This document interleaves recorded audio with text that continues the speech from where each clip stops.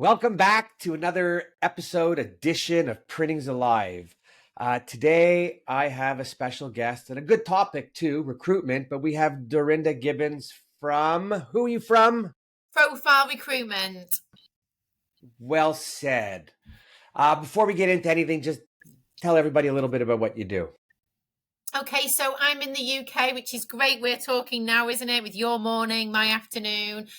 But I'm an international recruiter that specialises in the print and packaging and inkjet market. So, which is great that we can have these conversations, which I will do with people throughout the world when they're looking to recruit or indeed looking for a new job.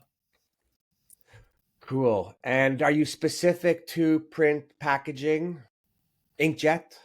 It's mainly inkjet. So I do a lot with the suppliers to the market. So it can be the manufacturers of the machines, of the inks, of the software.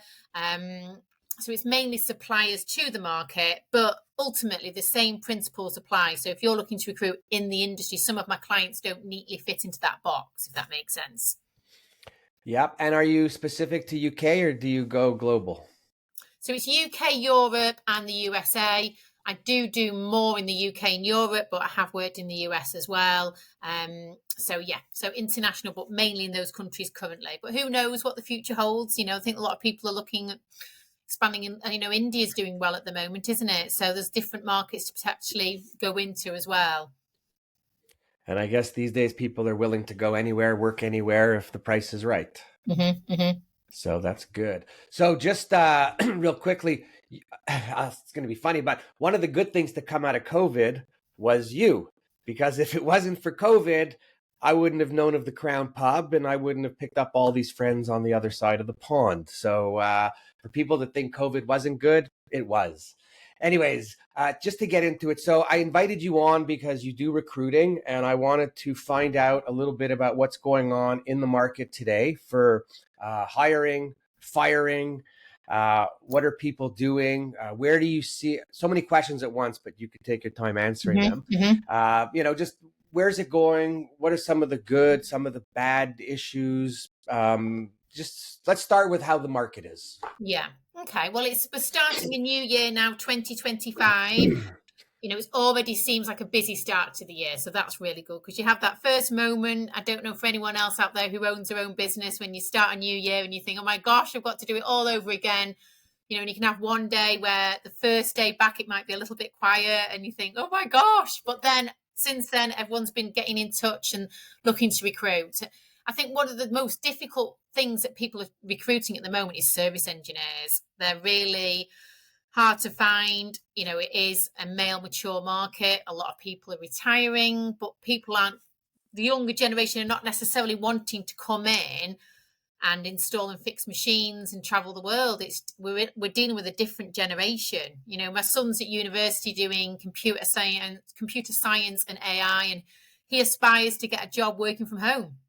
So it's that appeal to get the next generation in. And I think that's the biggest challenge across the whole market is getting people in and making people aware of the industry and how varied it is, how many wonderful jobs there are, but people just don't know about it.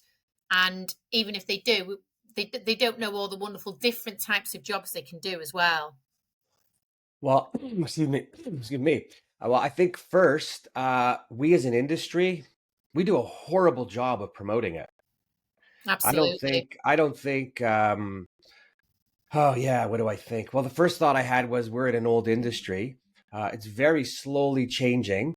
I think we need some more younger thinking in terms of how do you make it a little bit more fun or exciting? Mm-hmm. How do you make it not so stiff? I think the industry is changing in terms of like the equipment and the tools that we have now in the software. Nobody gets dirty anymore, right? The machines, I joked at the front of a press, the console looks like a video game now. You got all the scanners, all the cameras, and it's fun. But getting back to what I just said, we as an industry have to be better at recruiting, right? We have to promote the industry. We have to promote the fun. I'm personally trying to take out print is dead everywhere. Because everyone hears print is dead and our young people hear print is dead. It's probably the beginning of, oh God, I don't want to know about print. And the truth is it's anything but dead. Absolutely. Um, Tell me about some of the people you've dealt with on the print side, in terms of like attitude from what you see in their hiring. Are they super stiff? Are they open? Do they see that times are changing? Do they acknowledge that they're changing? I think every company is different, as every person is different. We're all unique, aren't we? But what I have noticed that some of the companies I've been working with, I've been really pleasantly surprised that they understand that they can't just interview for a role. They have to sell that position back. They have to show why someone would join, and they are embracing that. Not every company, but the ones that will succeed are the ones that can say, right, how can we sell this? It's like you saying about marketing print. How do we position it? Let's call it technology. Let's demonstrate, let's show them what we can do. So I think the companies that, and it's also who is doing the interviews in a company.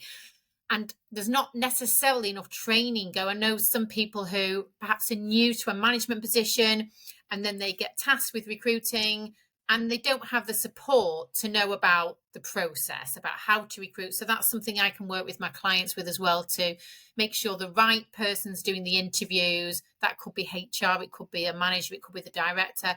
Are they selling the company, and are they asking the right questions to find the right people as well? Yeah, so personally, I was a big believer in recruiters, right? I mean, we had a decent sized company, but I didn't have a full HR department. But I Mm-hmm. believe sometimes when you deal with outside people, you have better service. If you get the right person, you get better service. But the knowledge with the right person, is to an advantage, because when they're on the inside, they're not up on everything that's happening and changing out there in the same way. But the main reason that I like using recruiters is when I needed somebody, let's take a salesperson, for instance, because we all Mm-hmm. need salespeople. I would meet salespeople myself, and I would be so excited that I needed someone or wanted someone that I don't even know if I listened to them half the time. Mm-hmm. Mm-hmm. And to your point about selling, I was probably overselling the company, just because I'm a sales guy. But when I Mm-hmm. got to the point where, and I hired the recruiter for the first time, I was like, oh my God. First of all, I didn't waste all my time seeing all these people that I didn't want to see. Yes. Yeah. And them knowing what they knew only sent me people that were really in the realm of qualifications Mm. that was worth my time. Mm-hmm. Right. Mm-hmm. And the recruiter I was using happened to be an industrial psychologist as well. So with his designation, he was allowed to ask questions that an average person cannot, or a recruiter. Mm-hmm. He wouldn't tell me certain things because of the order of psychology and all of that, but he was able to then make a better rounded, decision, the suggestion to me on what it was. And that was Mm-hmm. priceless. And the other thing that we did, and I don't know if you do it or maybe your customers, but I used to do all that testing, Mm-hmm. right? Before you hire someone. And to be honest, it was a lot of money. I think at the time it was $1,800 for the day. And first I was like, whoa. And the fella said, try it. And we tried with a couple people. And then I went to be tested, Mm-hmm. and what did he say? What did he say to me? He said, it's a good thing you own the company, because I wouldn't hire you. I guess my skills weren't good as an employee. But the real point is, those tests don't really lie, Mm-hmm. right? And they give you a whole lot of information. And then you get to make a better educated decision. Do you want the person? Do you not want the person? If you know what they're good, maybe they're only going to be good for a certain period of time before they reach a certain level. But anyways, I thought that was amazing, because what do we learn in business? Surround yourself with people that are better than you at what they do. Absolutely. I totally agree with that. And the lady who works with me, she's phenomenal. And we really complement each other, and I think it's good to have different types of people, different skills. But just going back to your point there about why would someone use a recruiter? Yes, it saves them time, but also it's that communication, so that, say you've interviewed someone and you think, oh brilliant, I'm going to offer that person the job, but what I can find out is what's their interest in the opportunity, what other interviews have they got on, how quickly do we need to act with that person? Because it's one thing you finding the person, but if that person's going for an interview, the probability is they might be interviewing elsewhere. So it's managing that communication and really staying as close as humanly possible to secure that person for you if we can.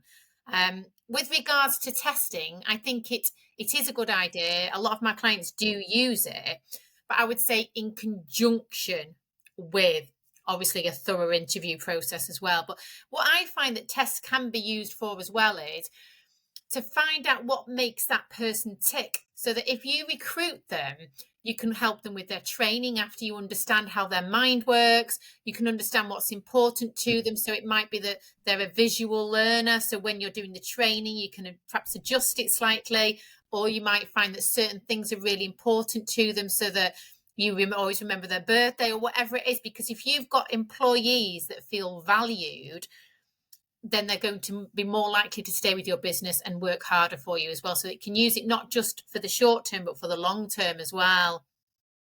First of all, employees feeling value, when an employee feels like they're part of the team, like, you're off to the races. You just have to keep running and, providing with, additional tools to make them feel that way. Mhm. Yeah, I think first of all, the testing is only done when you get towards the end of the decision of the hiring. I wouldn't send everyone just to send it. When you're down to the thing, I really like the person. And then, wow, the other thing is, for people that are listening, you're probably sitting there going, why would you spend $1,800? That's a lot of money to bring someone in. So I want to give you my reasoning for it. When you talk about cost, when you bring someone into your office, you figure you're going to keep them at least 3 months, because it takes 3 months for people to get their feet wet and go around and meet everyone. In that 3 months, let's go with $1,000 a week example. 3 months, $1,000 a week is $12,000. You've brought them into your company. You've introduced them to everyone. They know your systems. They've seen your systems. If they're good, then it's all worth it, right? And it's great, but you don't always know if they're good. And if you don't know if they're good and they don't work out, you got to let them go. Now you've spent 12 grand. Your staff thinks you're an idiot because they knew right away when they brought this person in that they were no good, right? When you're doing, people know better than you that work within the company because they're in the thick of it, right? Yeah. So my thinking was, at the end of the day, you spend $1,800 and let my recruiter advise me wrong person. Let me not have them in the building at all. Let me save $10,000 in 10 weeks. Yeah. It's not the $1,800 short-term thinking. The other thing is, for people today, if you don't want to go and hire that person to do the test, they have plenty of testing online that you could do for $100, $200, $300. It just gives you a good roundabout, as we were saying, of what they are, how they think, where they're at, because you get their attitude, you get who they are. Simple things. Can people read and write? Yeah. Not everybody asks someone to write something at an interview. Right? Do they have dyslexia? Do they have? Yes. It just changes. Okay, now I want to jump to one thing. Okay, you're using a recruiter. Talk to me about the money. Talk to me about the cost, because my experience, again, all over the board in terms of charges and deals that people make, right? And it can be a little scary. So tell me about the price, but tell me about perhaps also what makes a good recruiter. I think what makes a good recruiter? Wow, there's $1 million question for you. It's like, what makes a good salesperson? But I think it is about communication. It is about relationships, and it is about listening as well, and really trying to understand. And that's why I work as a specialist in the industry. But even now, I'm learning all the time. It can be very complex, especially with some of the roles I'm recruiting for in inkjet technology. And I go to a lot of conferences. I go to the universities. I try and delve deep into the market and understand as much as I possibly can, so that I can understand the challenges that my clients are facing, including what they're looking to recruit. But with regards to cost, it's like you were saying before about being an investment. If you use a recruiter, you're saving yourself the time. So for starters, even thinking about putting together a job description, putting together an advert, going through CVs, how long is that going to take? The whole gambit. So a lot of clients use me and they won't even put together a job description. There may never be a job description. They'll come to me and say, I'm looking for X, Y, and Z. and I will talk to them about what it is, what's the most important thing they need, what they're looking to achieve out of it, and then I can go back with the selection. Now, quite often it can be the selection's right and they'll recruit someone, but sometimes we might have to tweak it, we might have to adjust it. It doesn't matter as long as we get there in the end and we get the best person we possibly can for them, for the business. So it's saving that person time to get the best person that they can do, really. And how does the charges go within the recruitment world? I think there generally can be two types of models. So you can have the payment on completion, it can be called contingency, where you would pay for someone once they actually join, or there is a full headhunt where you pay a split fee, which I can do both. You do find if you're doing a full headhunt, the success rate is much higher because both parties are truly invested in it. It's like if you put a house for sale and they've got a number of recruiters, a number of estate agents selling your house, and you've got two boards outside your house, neither estate agent are going to give it their all because they think, oh, well, they might give the other one. Whereas if you work solely in partnership with like a consultant almost, which is how I would like to pitch myself, then you've got a greater success rate because both sides are fully invested in getting the best possible person. And what's the cost, or how does the costing work in terms of what does somebody pay someone? I'm not asking you your rates. You're more than welcome to tell everybody, but I'm just saying, what's the theory behind recruiters charging? Yeah, Is it a fee? Yeah, it's a percentage on the basic salary. I mean, I have seen some companies that will charge on car allowance, bonus, benefits, but I don't do that. It's just purely on the basic salary, and that is percentage cost. So different agencies work at different ones. I know some of the big corporate headhunters can charge up to 30%, for example. But I think it can vary, generally speaking, from between 15 and 30%, I would say. Like, is the 30 because they're dealing with the corporations? Like, is anyone in the world of print, from a print owner perspective, paying 30%? I have had it in the past, but it was a long time ago. It's not that I know of, but I don't really know what the other companies charge because I like to stay focused in my lane, and I'm not saying I never see other recruiters, but I don't see any of the recruiters at the inkjet conferences I go to or the future print events. I don't see recruiters investing their time to go to these events. So I don't see them, and I don't know what they charge. So they could well be still. You know why they're not there? Because they think print is dead. Yeah. Because we've done such a bad job of promoting print. Even the recruiters aren't coming. But at least you're coming to recruit. What's your experience with print owners in terms of hiring recruiters, or when you speak to them and you pitch? Are they open-minded, closed in general? I think because I am in a niche market, a lot of my work comes through referrals and recommendations. So I am lucky that a lot of the time I've already got sort of an introduction, or perhaps it's a client I've been working with. Some clients I've been working with for over 10 years now, which is brilliant. Or even if it's a new client, because I've been referred to them, at least I feel that they are at least open to a conversation. I can't say that I can convert every single company I speak to, but I think they are receptive to it because I've got a reputation in the market.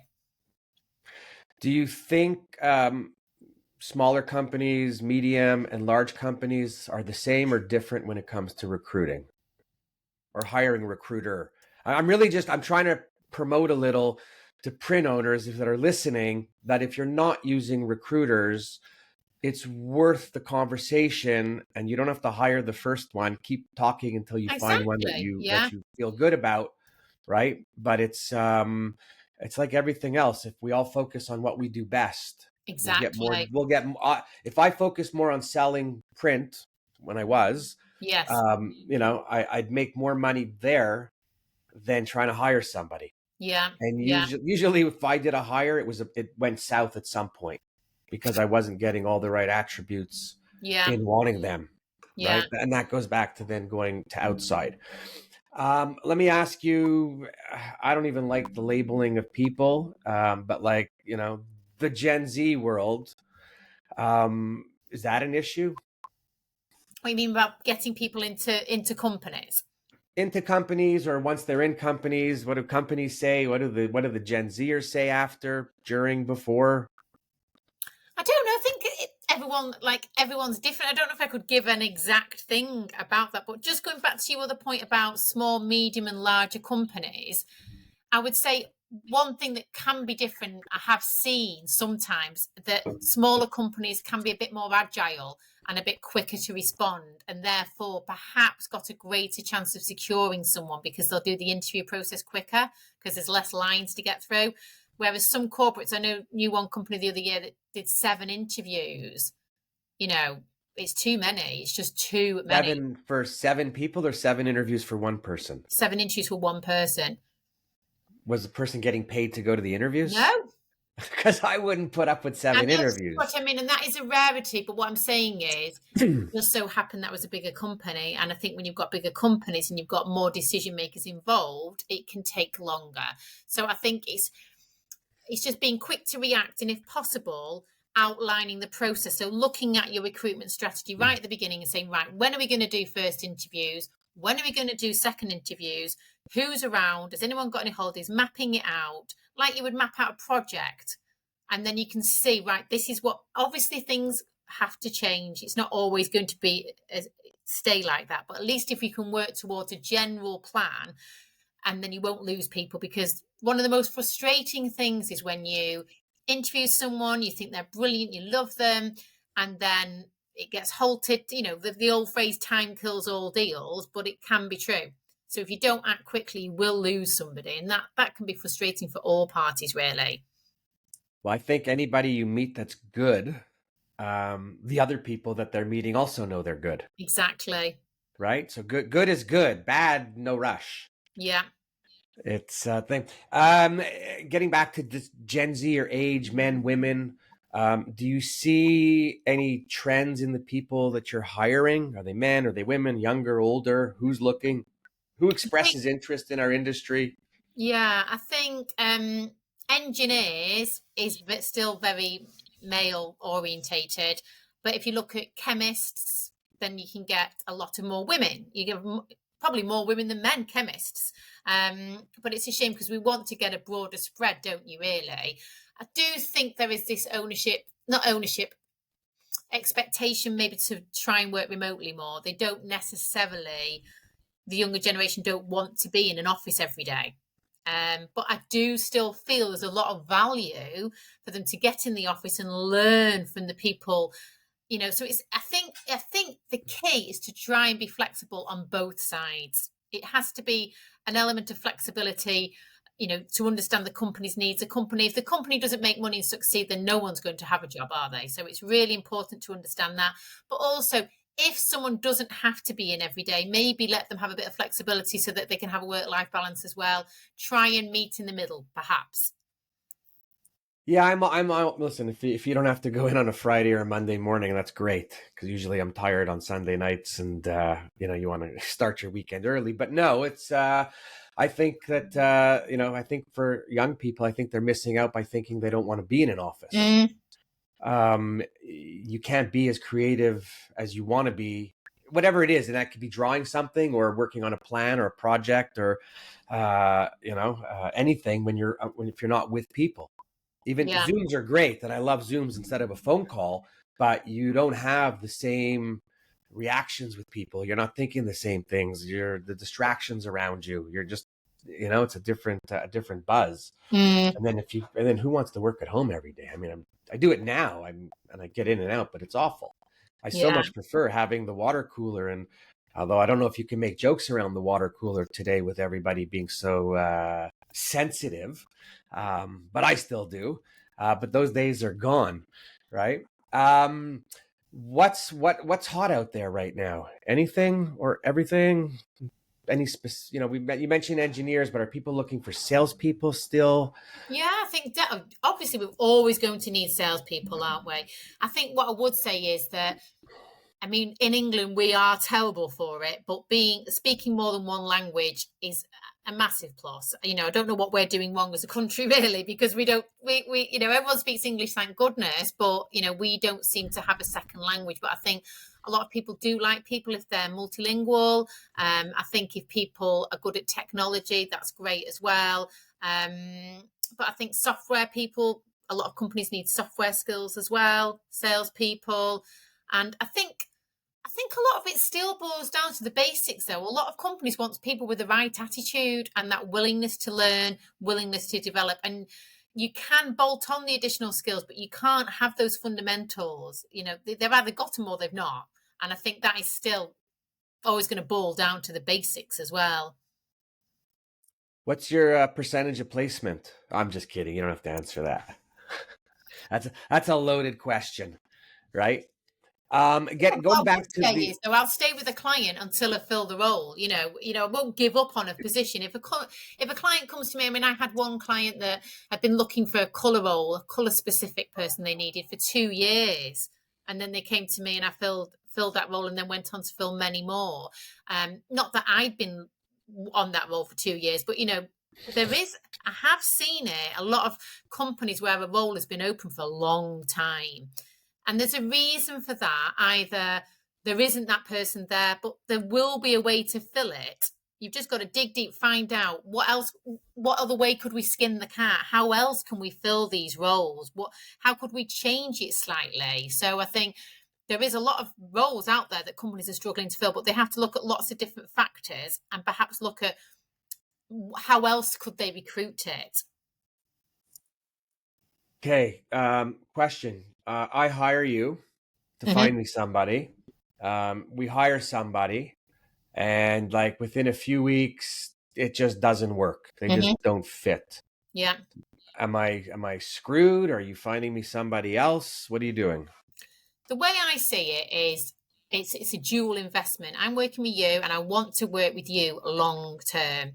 So I'm quite rare, I think, in the market. I do a 6-month free replacement because I want to give it as much time. And like you said before, even in the first 3 months, they're learning all the systems, everything else. So it's very, very rare. Most of the people I place do work out. But I've been in recruitment for over 25 years. I can't say that that every single person has worked out, because we're dealing with people. People's situations change. Sometimes they have to move back to another country or anything can happen. So it's a 6-month free replacement and I'll work with you till we get that filled. I think that's good. I think people used to tell me 2 months or 3 months, and a lot of recruiters. A lot of companies do that. It's just because I want to build long-term partnerships with the companies I work with. And I think it is important as well for me to work with clients, because if you like, I've got 2 clients. I've got the people who are looking for a job and the people that are looking to recruit. And I want to work with clients that are good clients and going to look after the people that I recruit as well. So, it is important to me when I speak to companies that I know that they're a good, reputable company as well. And when I send CVs, they're going to feed back, because I want to feed back to the candidates, and keep that service going there. Because a lot of time candidates join a company and then they become the client for me. So it goes round, and I think it's about that relationship, that communication, and that long-term view as well. Yeah, no, I agree. I've dealing with a few recruiters. I had one person come in for a job, and we were talking about money. And what came out was they told me that the recruiter told them what to ask for because they make a percentage of. So, the thing is, you've got to look at the whole picture, haven't you? You've got to find out. I've placed people that have joined on more money, the same money, less money. It's not always about the money, it's the whole picture. But I do think it's important, as I say, to keep the communication going, because I've had some people that go for a job and say, for example, they say the minimum I would look for is £60,000. I'm talking about pounds, not dollars here. Say £60,000. But they'll go for the job interview and love it so much. They say to me, do you know what? I would take that job for 55, for example.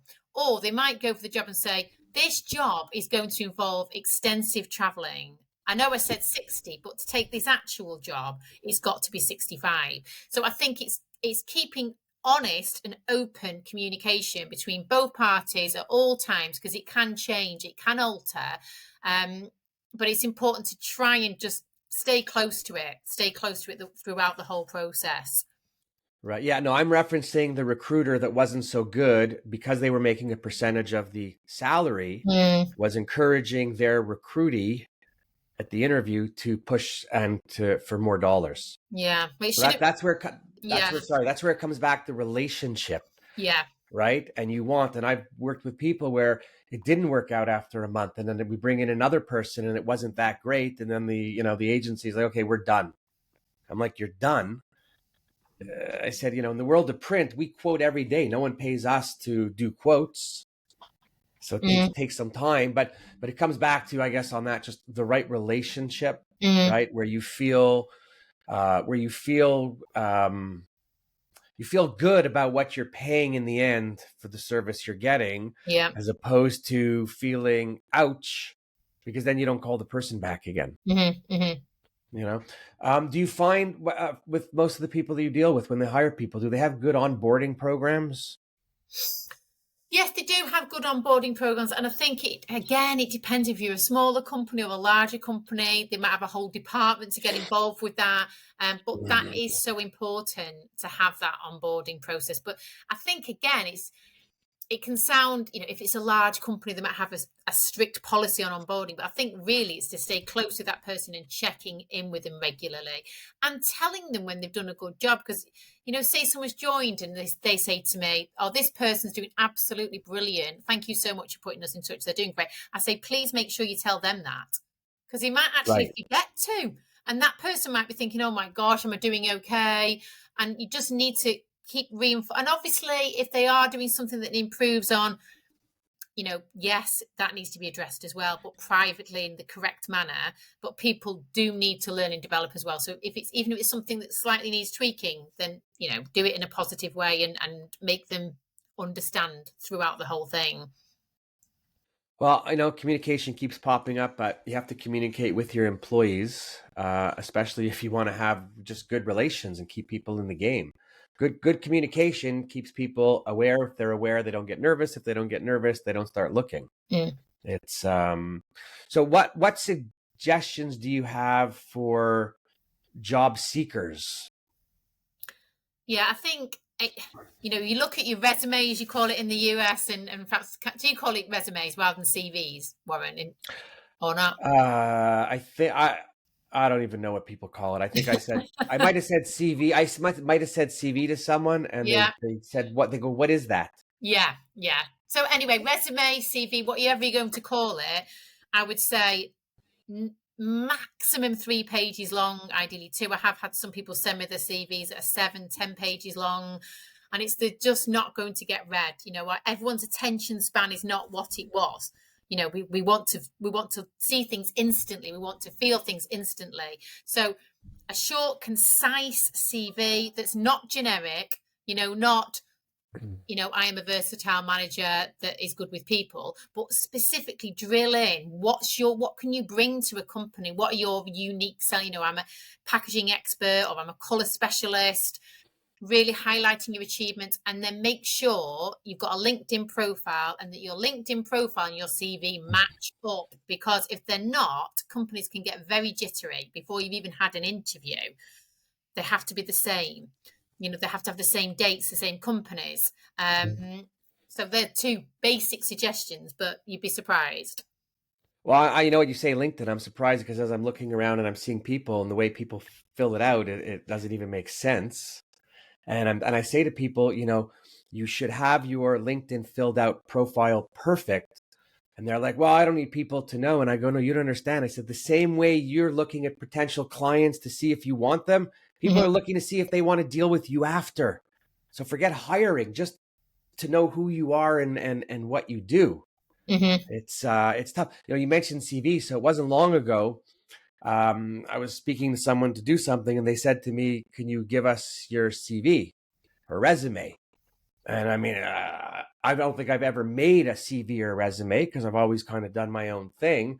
So I put something together and I showed it to someone, and I said to them, it was actually someone who works in recruiting. And I said, well, I just got to send this in. I just want to make sure that I look professional and I look smart. Is this right? And they laughed their head off. and whatever used to be done. And they said, well, listen, it's $1,000 if you want. We could redo your CV or resume. Mm-hmm. And anyway, I ended up giving to them to redo, not at 1,000. Obviously, we spoke a little because I didn't have that much to do. But what a difference! What a difference in what I thought was. And by the way, what I thought was, I did on ChatGPT. Right. So for anyone listening, be careful. I went to the ChatGPT resume page, and I did it. And when I gave it to a professional, should have given it to you, but Yeah, of course, I was. that. But also, you know what you should always do as well?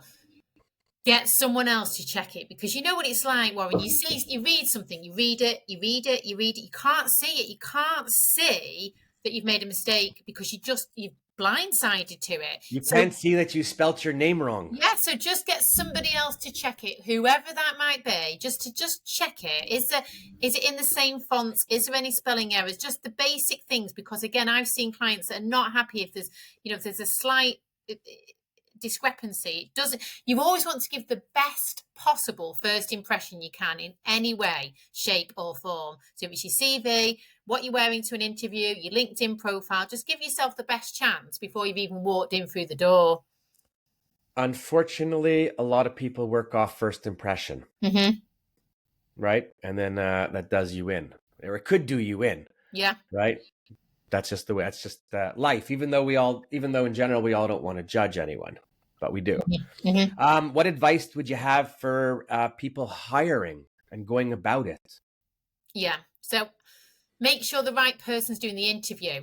Like I said before, and if it's someone new to interview, do give them the opportunity, because how else are they going to learn how to do interviews? But support them and do it with them, or come in for a second interview with them. And like you said before, when you had your own company, the team often know best. Get the team to meet them, so I think get people involved, but really do within reason. Like you said, perhaps you sold it too much. I don't know, maybe not, but make sure that what you want to do is make sure that person wants the job, and then you can decide if you want them. And similarly, if you're going for an interview, you want to make sure that the company wants you, and then you can decide if you want the job. So it's just and also be as prepared as you can. So make sure you've read that person's CV.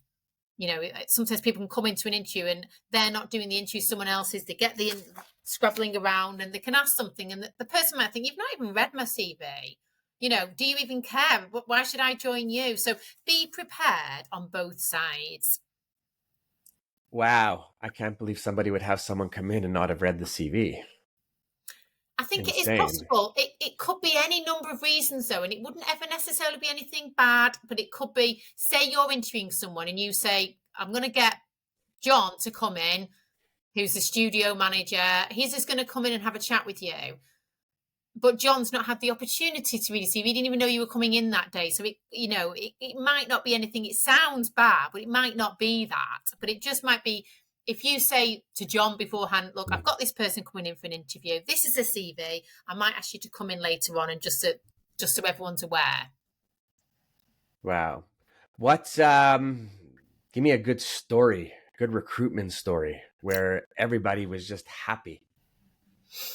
I had a situation where, going back to service engineers are hard to recruit for. And I was recruiting for a role last year where it was a lot of traveling, and they wanted mechanical and they wanted electrical skills and everything. And it was proving a bit hard to find, because people don't want to travel since COVID, and people are retiring and they want to do less travel. But I actually found someone who was new to the industry, really, really excited. They really wanted to travel. They had all the skills, and they recruited that person, and they would never have found that person without me. So it was great to be instrumental in helping them. But it was a matter of really a time exercise, because I had to speak to many, many people to find that person. But the end result was that they were both very happy. Oh, good. Is there a normal time frame from when a company meets a candidate to when they actually hire them?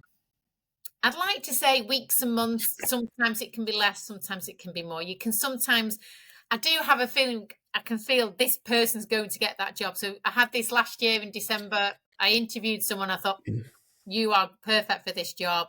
But unfortunately, the timescale took a bit longer, just for various reasons. They have got the job, and I'm really delighted for them. But probably the whole process, because of Christmas and everything else, looking at a month or two. It can be weeks, it can be months. It can depend really, but it's better to wait even a few weeks or a bit longer, because if you recruit the wrong person, that costs much more anyway, doesn't it? So you're better to wait for the right person. Are there things that employers should know that they should have in their offering that are standard, or that I don't know, what's the makeup of what people offer to put I them on think an even it playing depends field? on the country, it depends on the company, but I think people are more interested in flexibility really. And I think, I know it's not always possible for people to work from home, but maybe it could be more holidays or, extra time. People want time, don't they? So just thinking about how you can, to get the younger generation, perhaps it could be that you do give a bit more holidays, or you do give a bit of flexi time, or you do let them work from home, or different things like that. I think people are more bothered about that, the younger generation, whereas perhaps people who've been working for a long time might be more concerned about things like pensions. It depends where you are on Right. the scale. So I take my hat off to the Gen Zers, so to speak, and I hate the label, but they got it right though in working less, Mm, because I in the old days when bread was a quarter, I'd be working for somebody, and then I was working 5 days a week, and I'd have to go in on Saturday, and it wasn't for extra pay; it was all part of it, and it was what did they say? You're paying your dues. Like, I don't know who mm, came up with that phrase. yeah. But it really is ridiculous, and we should not be working 70% of our week and having 30% leisure in life. We're Mm, not. I don't think we're on this planet for that. It doesn't make sense to me. So to all the young people, thank you for giving us a little bit less work and a little bit more entertainment. Yeah. So other thing is, the what do you call it? Values and culture of a company. How important is that for people that are looking for work? I think it is more important in some ways. I mean, if a company's, an ethical company, if companies into sustainability, if companies really perhaps are employee owned and really demonstrate that they really, really care for their employees, I think people are looking for the whole package. So it is important, but it's also, getting the culture what would fit right for one person and the other. So again, it's that relationship. Is it the right culture for that individual? If not, perhaps it's not the right job for them as well. And also, this isn't an answer to your question, but I think the manager of that person is so important. A lot of people get in touch with me, perhaps the manager's changed, or something's changed in the company. So I think who they're going to be reporting to is important. If they feel a bond and they say, really get on with that person, they are more likely to take the job. Hey, it's all about that relationship, communication, and feeling, right? It's I think you want to go into work, you want to feel good about what you're doing, you want to feel excited, you want to feel proud to help the company. Mm-hmm. I've seen so many companies that just don't make it right Mm-hmm. for employees. And then when they say to me, well, how come we can't find anyone? I'm like, well, look around. Simple things like make sure your website is up to date, Mm-hmm. right? If your website's talking about print, particularly, I'm Mm-hmm. trying to tell every print owner, get that press off the front of your website. The only people that like equipment are print owners, but people looking, customers and potential employees, they want to see what you're doing. They want to see that you're current. They want to see that you're up to date, that, the website's new, the technology, stuff like that. Otherwise, it's a tick against you if you're Mm-hmm. not current, right? I It's, think the thing is as well, one of the best ways to recruit your future people is to look after your existing people, because people talk. So if you were going for a job interview and say you wanted to join a company called X and you knew your friend worked at X, or someone used to work at X, you'd get in touch with them. What's it like working there? Oh gosh, don't go there. They don't look after their people. Or I had such a brilliant experience, and even when I left, they gave me a great leaving do. They stay in touch with me now. I would even go back there, so one of the best ways is that candidate experience, that even the brand of the company, but, look after existing people. so when you say X, are you talking formally Twitter? No, I was just saying, no, just a made up company. No, I know. I just had to make that joke because it was funny. Wow. So yeah, so there's a lot to know and there's a lot to do in recruiting. It's an art. It's like Yes. everything else, right? Yeah. Yeah. Wow. I gotta say, I am kind of happy that I don't have employees right now. Uh, I used to have 120 and love them all, but I hated them all at the same time, right? It's because you all of a sudden you have partners. Yeah. And I say that in a real way, because if you're all working together, you have to remember that it's all, you're only, what's that cliche? You're only as strong as your weakest link. Yeah. So when it comes down to it, when you're recruiting, you want to do the right thing. You want to pay that little extra money. You want to make sure that the person you're talking to understands, because not enough people think about or don't think about the cost of hiring a wrong person or a bad Mm. person, Mm-hmm. right? I don't hear anyone ever talking about that. And I always like to look at what the downsides are of things, not just the upsides. Yeah. Because when it's good, it's good. When it's Yeah. not, it's not. Absolutely. Wow. Yes. Anything you think, I mean, we're going to get off in a few minutes, but going forward, any words for people that they should like stick by, that you firmly believe from your experience? I think one thing I would say is, when they're starting a year off or wherever you are up to, plan out your recruitment strategy like you'd plan out anything else in the business. If you think that someone's going to be retiring in September, don't wait till September to start looking to recruit. Because it can take time. Sometimes you never know how long it's going to take. And it's much better to have a handover period where you can pass on that fountain, that massive amount of knowledge to the next person who's going to make them shadow that person, what have you. So really planning it out and give yourself time, not so we've got an urgent role we need to fill yesterday. Well, you can't, sometimes people are going to leave and there's nothing you can do about it. But sometimes future planning can really, really help. That's going to be a podcast onto itself, future planning, because when I think back, and I'm sure if people are listening, and I hope they are listening, they better be listening. When I think back to my company, we had a lot of people that were in the 55 getting up there. And I remember even when my plant manager came to me to say that he wanted to retire, and he was giving me 6 months or whatever, but I was still in a bit of shell shock. And I realized then that I need to look at everyone in the company and try to gauge at least where they're at, what they're doing. Yeah. And in some cases, even sit down and have conversations with people, right? Just to find out like, hey, you're here. We love you. You're staying. I'm just starting thinking ahead. What's your plan? Yes. Because you get to accommodate them and make them feel good for all the years of service. And don't give them a watch. Yeah. You got to give them like a Yeti cup. Those are good for when you're outdoors fishing. But no, you got to do it right. You got to think.